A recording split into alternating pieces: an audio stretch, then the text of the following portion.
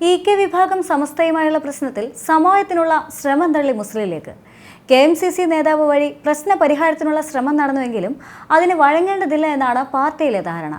സുപ്രഭാതം പത്രത്തെ വിമർശിച്ച മുശവറ അംഗം ഡോക്ടർ ബഹാവുദ്ദീൻ മുഹമ്മദ് നദ്വിയോട് വിശദീകരണം ചോദിച്ച നടപടിയാണ് ലീഗിനെ ചൊടിപ്പിച്ചത്.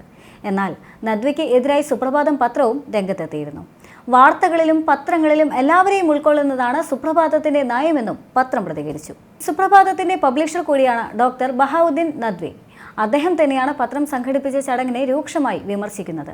പൊന്നാനി ലോക്സഭാ മണ്ഡലത്തിൽ ലീഗ് സ്ഥാനാർത്ഥിയെ തോൽപ്പിക്കാൻ സമസ്തയിലെ ഒരു വിഭാഗം പ്രവർത്തിച്ചെന്ന കടുത്ത പരാതി ലീഗിനുണ്ട്. ലോക്സഭാ തെരഞ്ഞെടുപ്പിൽ സമസ്തയുടെ പത്രം ലീഗിനെ വേദനിപ്പിച്ചെന്ന് കുഞ്ഞാലിക്കുട്ടി തുറന്നു പറയുകയും ചെയ്തിരുന്നു. തെരഞ്ഞെടുപ്പ് ഫലം വന്നാൽ പ്രശ്നം രൂക്ഷമാകുമെന്നാണ് നിലവിലുള്ള സൂചന. സമൂഹമാധ്യമങ്ങളിൽ അണികളുടെ പോര് കനക്കുന്നതിന് ഇടെയാണ് നേതാക്കൾ പരസ്പര വിമർശനവുമായി രംഗത്തെത്തിയിരിക്കുന്നത്. സമസ്ത കേരള ജമായത്തുൽ ഉലമയുടെ മൗലിക നിലപാടുകളിൽ നിന്ന് അടുത്തിടെയായി വ്യതിയാനം സംഭവിച്ചതായും പഴയ നിലപാടുകളിലേക്ക് തിരിച്ചു പോകണമെന്നും ബുധനാഴ്ച മുശവറാംഗം നടത്തിയ തുറന്നു പറച്ചിൽ ഇതിന്റെ ഭാഗം തന്നെയാണ്. ദാറുൽ ഹുദ ഇസ്ലാമിക് യൂണിവേഴ്സിറ്റി വൈസ് ചാൻസലറും സമസ്ത മുശവറാംഗ അംഗവുമാണ് ഡോക്ടർ ബഹാവുദ്ദീൻ മുഹമ്മദ് നദ്വി. മതനിഷേധകർക്കെതിരെ കടുത്ത നിലപാട് സ്വീകരിച്ച പാരമ്പര്യമാണ് സമസ്തയുടേതെന്നും കഴിഞ്ഞ ദിവസം ദുബൈയിൽ നടന്ന ചടങ്ങിൽ സമസ്തയുടെ പ്രസിഡന്റ് ജിഫ്രി മുത്തുക്കോയ തങ്ങൾ പങ്കെടുത്ത പരിപാടിയിൽ നിരീശ്വരവാദിയായ ഒരാൾക്ക് തക്ബീർ വിളിച്ചത് മൗഢ്യമായ നടപടിയാണ് എന്നും അദ്ദേഹം മാധ്യമങ്ങൾക്ക് നൽകിയ അഭിമുഖത്തിൽ വിശദീകരിച്ചു. സമസ്തയുടെ ആശയ ആദർശങ്ങൾ മുശവറയിൽ രൂപപ്പെടുന്നതാണ്. അത് ആരുടെയെങ്കിലും വ്യക്തിപരമായ താല്പര്യങ്ങളോ വീക്ഷണങ്ങളോ അടിസ്ഥാനമാക്കി ഉരുത്തിരിയുന്നതല്ല. നേതൃത്വ നയം തിരുത്തണമെന്നും മുശവറയിൽ വിഷയം ഉന്നയിക്കുമെന്നും അദ്ദേഹം പറഞ്ഞു. മുസ്ലിം ലീഗുമായി പാരമ്പര്യമായുള്ള ബന്ധത്തിൽ വിള്ളൽ വീഴാൻ പാടില്ല എന്നും സമസ്ത ലീഗും സമരസപ്പെട്ടു പോകേണ്ട സംഘടനകളാണ് എന്നും ഇരു സംഘടനകളുടെയും സംഘടിതമായ നീക്കങ്ങളിലൂടെ മാത്രമേ ഇന്ത്യ പോലുള്ള ഒരു മതേതര രാജ്യത്ത് മുന്നോട്ട് പോകാനാവൂ എന്നും ബഹാവുദ്ദീൻ നദ്വി വ്യക്തമാക്കിയിരുന്നു.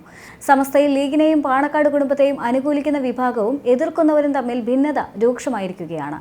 അതിന്റെ ഭാഗമായാണ് ബഹാവുദ്ദീൻ നദ്വിയുടെ തുറന്നു പറച്ചിൽ. ലോക്സഭാ തെരഞ്ഞെടുപ്പിന് ശേഷം ഭിന്നത നേതാക്കളുടെ പരസ്പര പ്രസ്താവനകളിൽ പ്രതിഫലിക്കാൻ തുടങ്ങിയിട്ടുണ്ട്.